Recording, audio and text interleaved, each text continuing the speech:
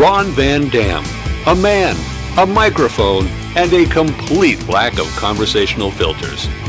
This is the Ron Van Dam Show on New England Broadcasting.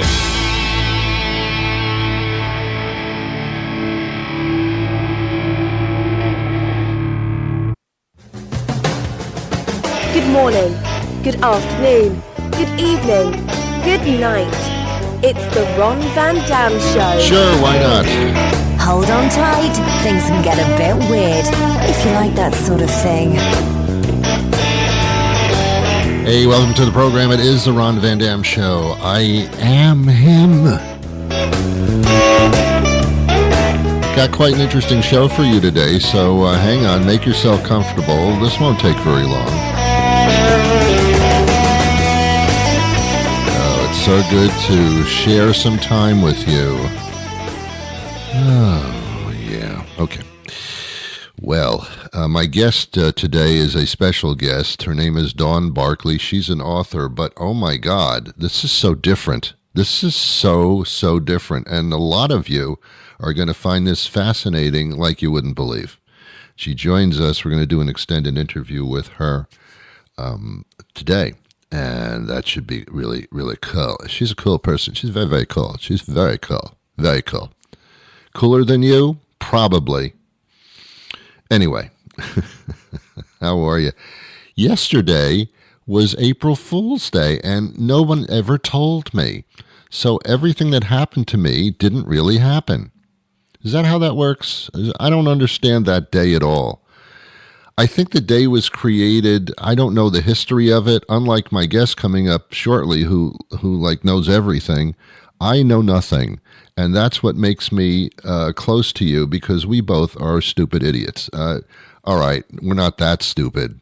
I can't talk for you, but I'm not that stupid, but I don't Google stuff. I can't. So I don't know where April Fool's Day came from, and I don't know the reason for it. That's the thing, because the banks were open and there was school, so I don't know what that day was for. It didn't mark the death of anybody that I know of.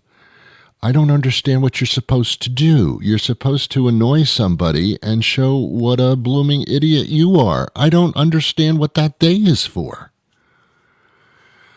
When I was younger, it was even more annoying because I was a kid, and the kids are annoying, and other kids are annoying even to kids. And my quasi-friends, loose acquaintances, people that I just happened to see with my eyes, would come up to me and say, would come over to me and say, "Hey, Ron, I just bought a car, and I'm driving, and I'm only 10 years old." My God, how'd that happen? April Fools, it didn't really happen. Hey, Ron, your dog is dead. What? April Fools. It got stupid. It just got, everything was, they would say something outlandishly annoying to me and then yell April Fools, and I'm supposed to laugh because they made a fool out of me. Why do we have a day in our society that celebrates people being made fools of? What the hell is that about? And then there's pranks. Oh, you see some of them on television on some of those shows, and you're supposed to laugh, where somebody makes somebody fall down or scares them, like, comes around the corner of in a room and it goes, boo! Or they open a closet door and they're standing there with a mask on or something, and they scare the hell out of them. And people practically have a heart attack or something. But, hey, fools, hey, funny. Hey, I'm laughing because I made a fool out of you.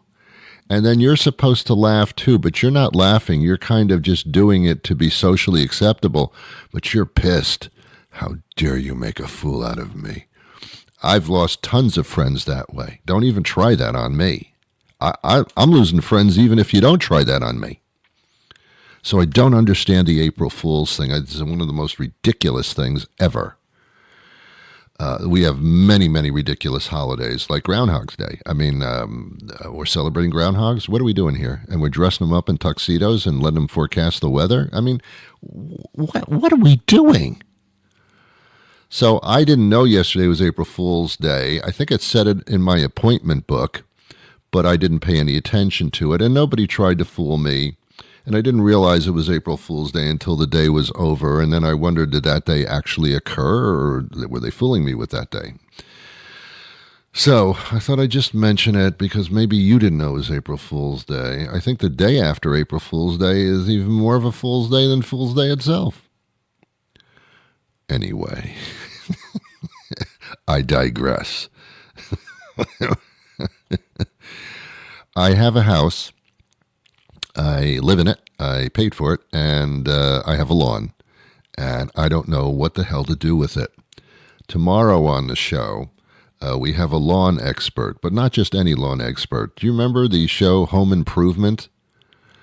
Do you remember that show? Richard Karn played the assistant to Tim Allen.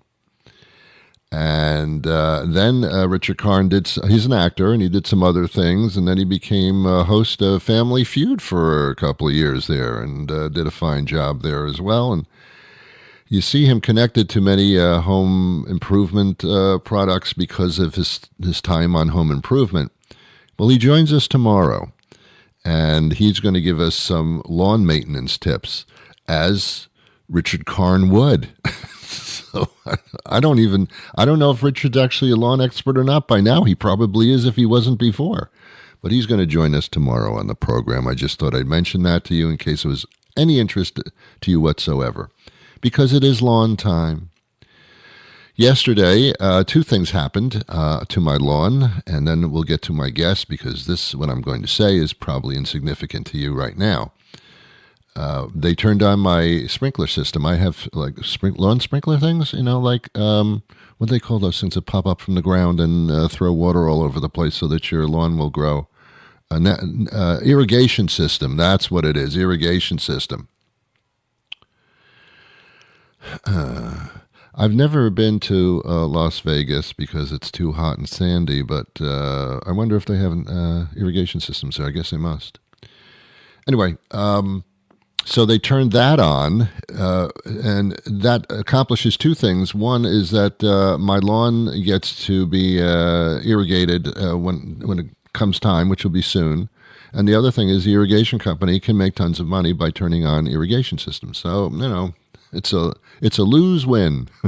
That's what it is. I lose, you win. And then my lawn people I have lawn people. I have people. I have lawn people. My lawn maintenance people, they came over and they did the spring cleanup. And what they did, they came with some leaf blowers and lawn mowers and rakes and booze, probably. I have no idea. And they cleaned my yard from the harsh winter of where I live. I live in the Boston area, as you may know, if you listen to the show at all, if you pay attention or even care. So they did the cleanup, and I just feel very spring-like. But this was all on April Fool's Day. So did that actually occur, or was that a figment of my imagination? Am I imagining figments? I don't know. All right, that's enough. That's enough of me. Now let's talk about you. What the hell's with you? Huh? Does anybody ever stop every once in a while when you're talking, and say, "Excuse me, the hell's with you?" I wish I could do that. I wish I could do that. I can't. You're not allowed. Yes, and society does not allow you to interrupt people and say, "Excuse me, the hell's wrong with you?" How appropriate it would be 1,000%. Even you can't have 1,000. 100% is everything. Just as an aside, people say, I really try extra hard. I give it 110%. No, you can't do that. I'm sorry, you're not allowed. If you give it all that you have, you can't give more than all you have, because then you don't have it. So if it seemed like 100% and then you gave even more than that, you still only gave 100%.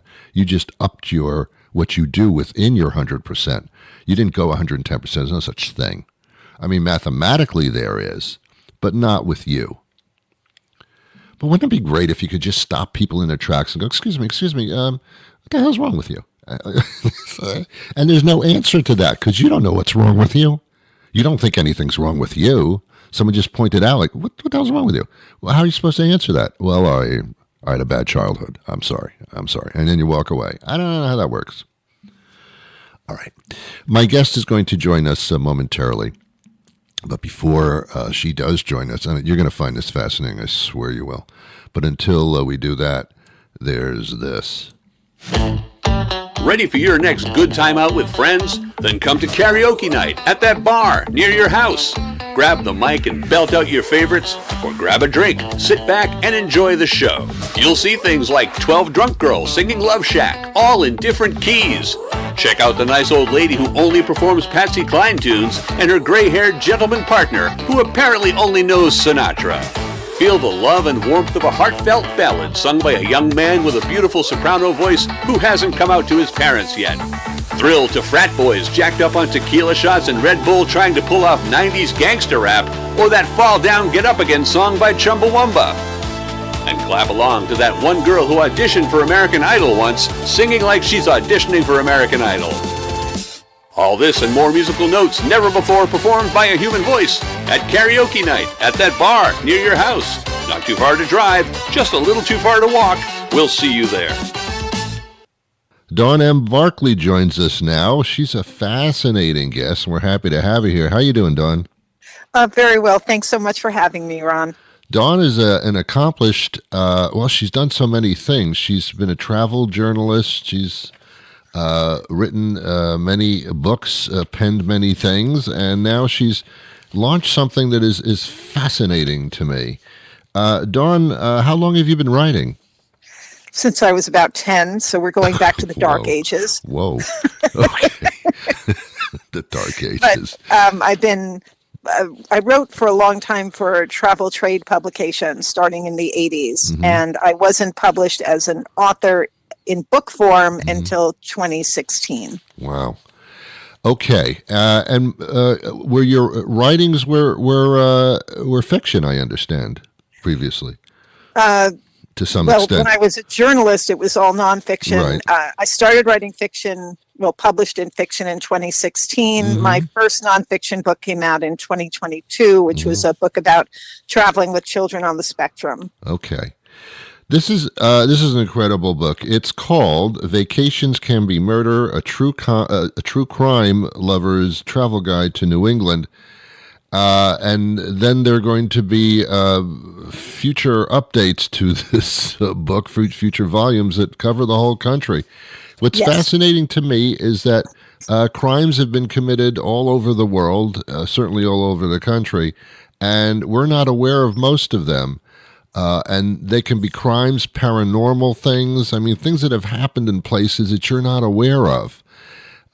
Is that the thesis? The point of the book was to find exactly where those crimes happened. So if people wanted to place themselves on the spot, they could. And I covered, crimes going back to the 1600s all the way up to the present and all over the country. But this volume, of course, focusing on New England. Interesting. New England's got a lot of stuff going on. I understand. Yeah. We took a camera crew into the Lizzie Borden house about 15 years ago and spent the night there.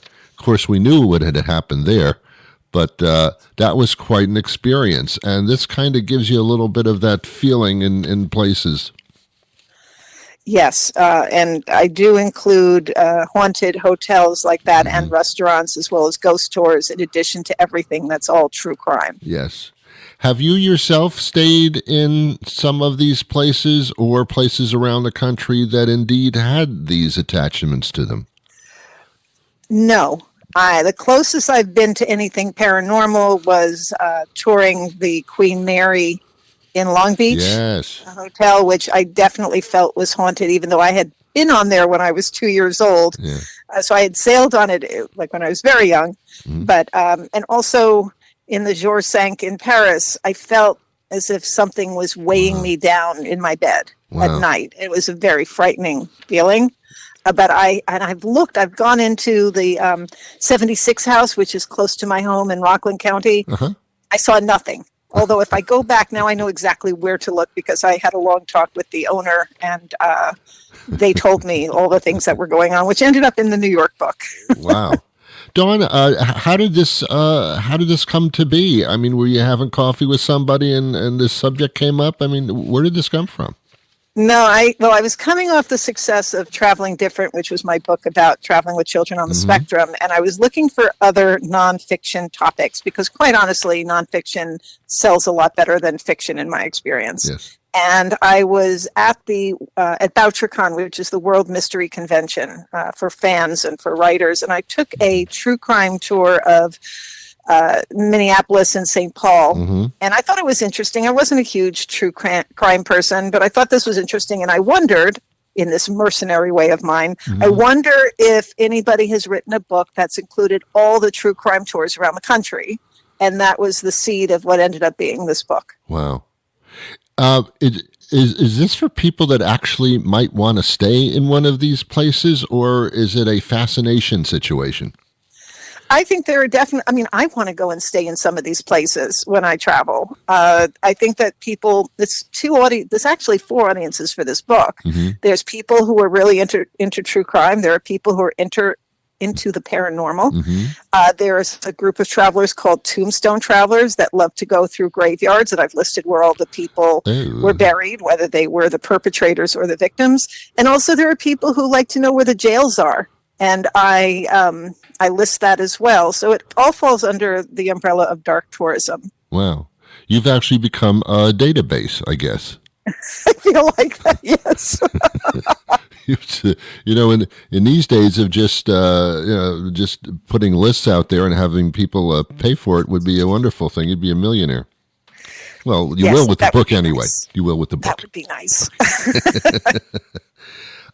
Someone said about your book, as close as you can get to true crime while still breathing. And I guess that makes sense. I guess that is actually what's happening here. Yes, I do give you the exact street addresses for everything that's happened. I don't give house numbers for private homes for obvious reasons. I mean, you can find them out on your own, I suppose, but I didn't want to create a gawking situation. But I do, when it's an apartment building or a business, I list exactly where things happen. So I'll take you at least to the block where everything happened. Right. And then you're on your own. But actually, well, you get a little more specific. You talk about where bodies are buried. You do that as well.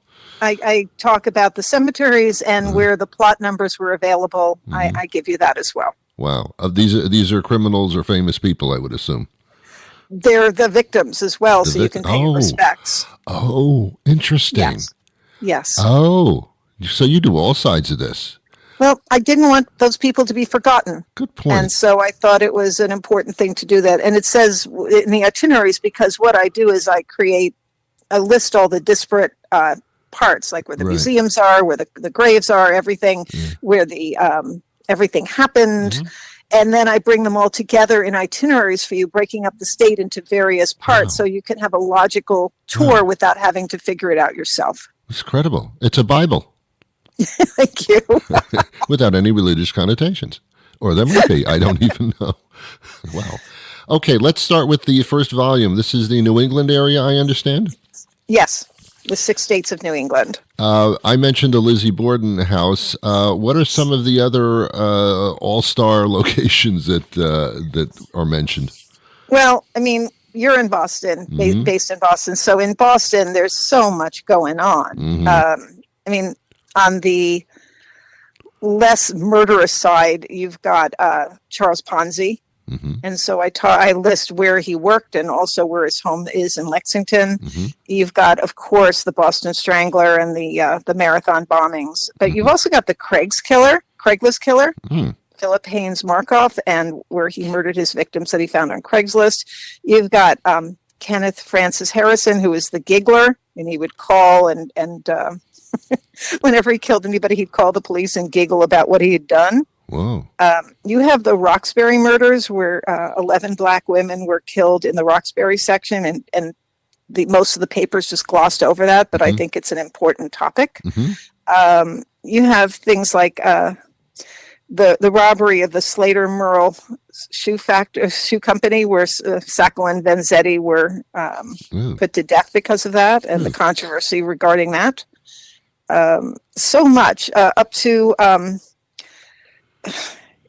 Catamet, I don't know if I'm saying that right, where Jane Topin was a nurse who killed people who got in their way. There are a lot of these nurses that end up shooting adrenaline into their patients and then sort of bringing them back to life and letting them die, and are angels of mercy. I find them in every single volume I'm writing. Wow.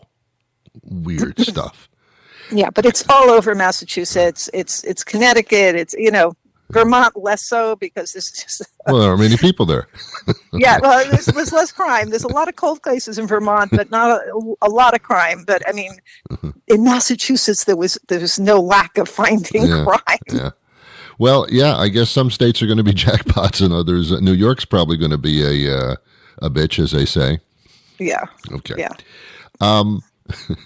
If you could do me a favor in your next book, or after the series is done, if you could publish a list of telemarketers, where they live and their phone numbers, I would appreciate that. Yeah, I used to be a telemarketer, so I don't know that I'm going to help you with that. Well, I am a realtor, and what I used to do was cold call. That was where most of my business came from. But I was a very nice, respectful telemarketer, so don't kill us all. Wow. Is there a connection between cold calls and cold killers? Okay. Well, that's a very good question. And cold cases?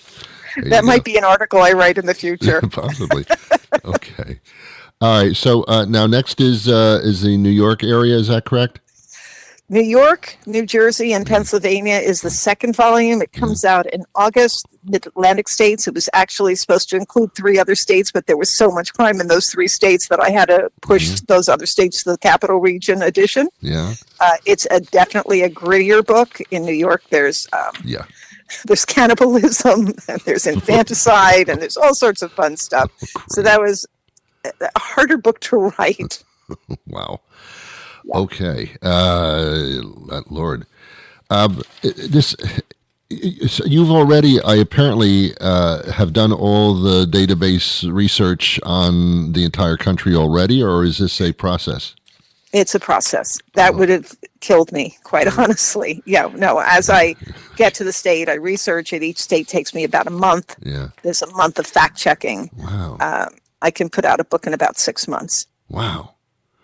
Your brain must be full of this stuff.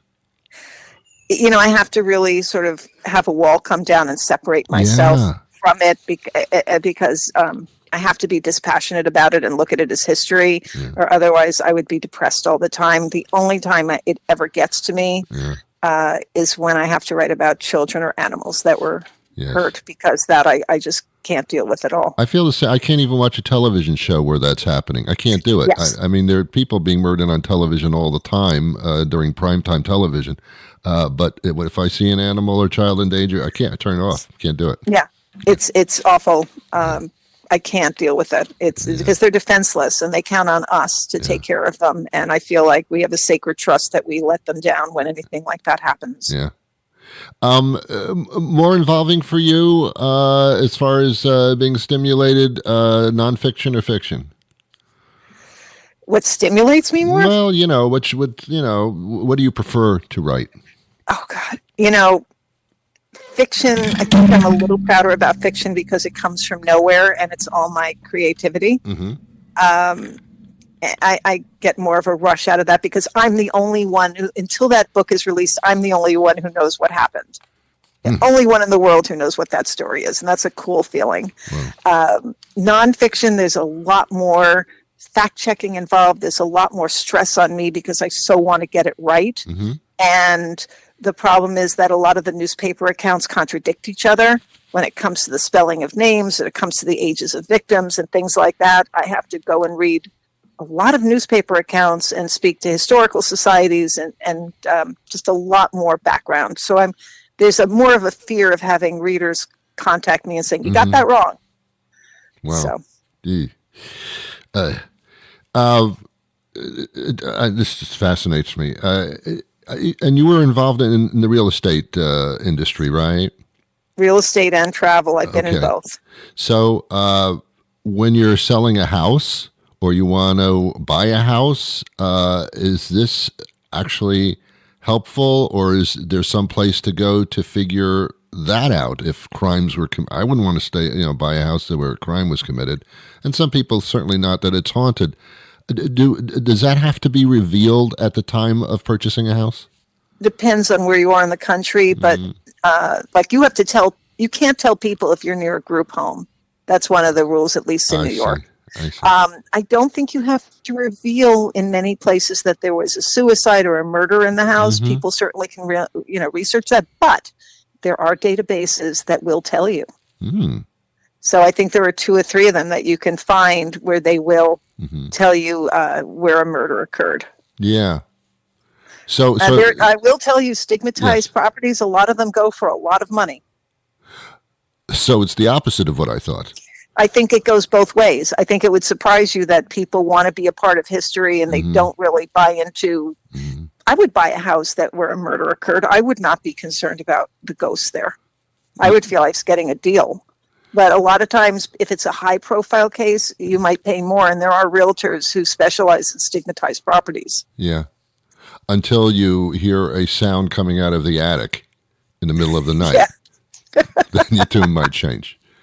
And there are tons of people who do what you say. They actually travel and want to stay in haunted places or actually be a part of something extraordinary that happened at a certain location.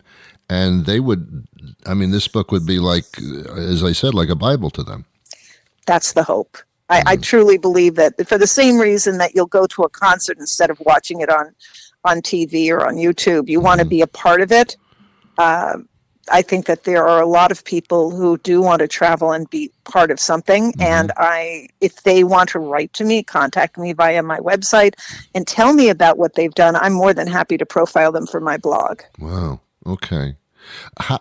Without revealing your secrets, how would you be able to collect this type of database? It's like you'd have a team of 90 forensic experts helping you. The internet is your friend.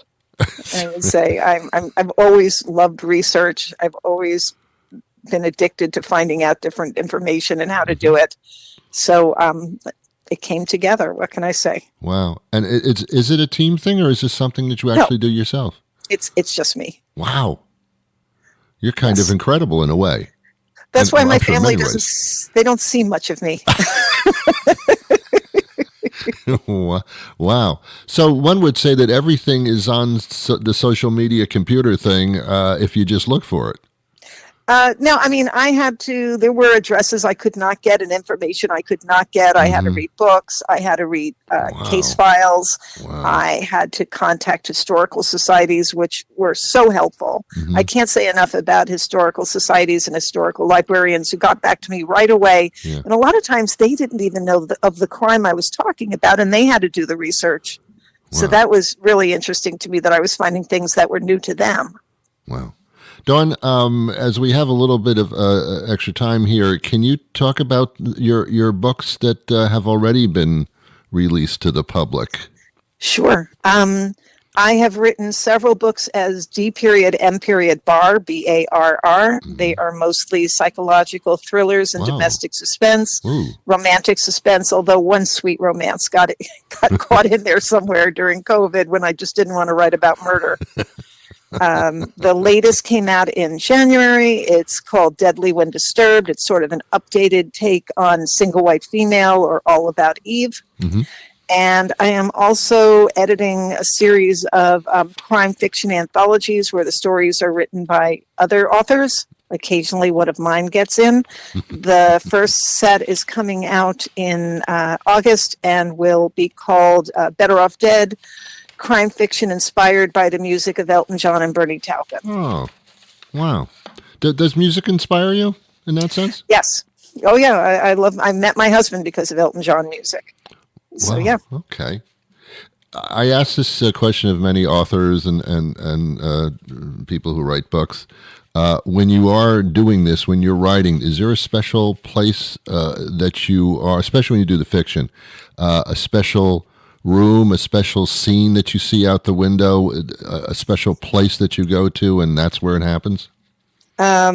No, actually, I can sort of write it anywhere, but I like it to be very, very quiet. So now I'm sort of huddled up in my my firstborn's her former room, and with my dog next to me, and I just have to have tunnel vision and block everything out and just focus. But I can be writing downstairs where my husband's got the TV blaring, and I'm just so focused that if he's talking to me, I don't hear it. Do you do pen to paper or keyboard? How does that work? Only keyboard. Wow. I don't know how to use a pen anymore. I don't know how to type. So they still make pens, right? I saw one yesterday. I believe they do because I sign books, but I do feel much more comfortable in front of a keyboard because then I have Google to question if especially when I'm writing fiction, I'm always checking to make sure everything's accurate. Wow. Which the people I edit, they really hate that because I'm finding things that they didn't even realize. Wow. Fascinating world that you have there, and I think other people can actually enter it via this particular book, certainly, and the others as well. So how does someone find out what's going on with you? I assume that with your Googling a lifestyle that you must have an incredible website. I have a couple. Okay. I have dmbar.com, and again, bar with 2 R's. That's my fiction. And I have Dawn Barklay Inc. with a K, which will lead you to any of my nonfiction. But I also have vacationscanbemurder.com. And there is a newsletter on Substack that people can subscribe to. The newsletter is called Bar Sinister. Again, 2 R's. Wow. Okay. Plenty of ways. Or simply just Google your name, and that'll be all over the place, too. They get a lot of information if they Google my name. It's all over the place. I love that. Dawn Barklay Inc. That's very creative. Thank you. Very cool. Very cool. All right. It has been a pleasure speaking to you. And the great thing is that this doesn't end because the other volumes come out, too. Just keep checking that out, and you'll have your database. It's been a pleasure, Dawn. Thank you so much for having me. It's been great. All right. Thank you to Dawn. Thank you to you. I'll be back again tomorrow with a brand new episode. But until that time arrives, I so much, with 110% of my effort, I wish you peace.